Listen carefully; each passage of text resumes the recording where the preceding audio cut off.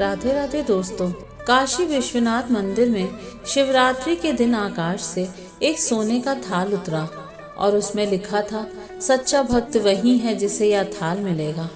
अब सवाल ये था कि असली सच्चा भक्त कौन है। दोस्तों, इस कहानी को आप अंत तक अवश्य सुनिए। तो आइए कहानी शुरू करते हैं। काशी विश्वनाथ मंदिर में एक बार शिवरात्रि के दिन आकाश से एक सोने का थाल उतरा। उसमें लिखा था, शंकर भगवान में जिसका सच्चा प्रेम होगा उसी को यह थाल मिलेगा। काशीराज ने ढिंडोरा पिटवा कर सच्चे प्रेमी का आवाहन किया। सर्वप्रथम एक शास्त्री जी आए। उन्होंने कहा, मैं नित्य रुद्राभिषेक करता हूँ और दर्शन करने के बाद ही भोजन करता हूँ, अतः थाल मेरे हाथ में दीजिए। थाल शास्त्री जी के हाथ में आते ही पीतल का हो गया।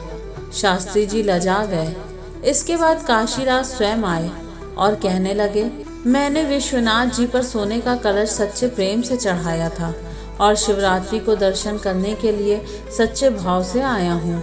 राजा के हाथ में थाल लोहे का हो गया। इससे वे भी शर्मा गए। फिर एक बड़े सेठ जी आए। कहा, विश्वनाथ जी की जलधारी मैंने ही बनवाई है, फर्श पर रुपए मैंने ही जड़वाए हैं और हजारों कोस की दूरी से प्रेम बस मैं यहाँ आया हूँ, इसलिए थाल का वास्तविक अधिकारी मैं हूँ। उसे देने पर थाल का वही हाल हुआ। हजारों थाल के इच्छुक निराश हो गए।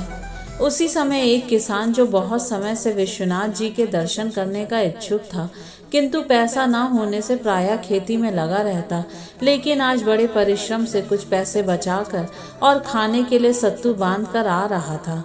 रास्ते में भूख प्यास से तरसता एक मानव पड़ा था। उसकी ओर किसी का ध्यान ही नहीं जा रहा था।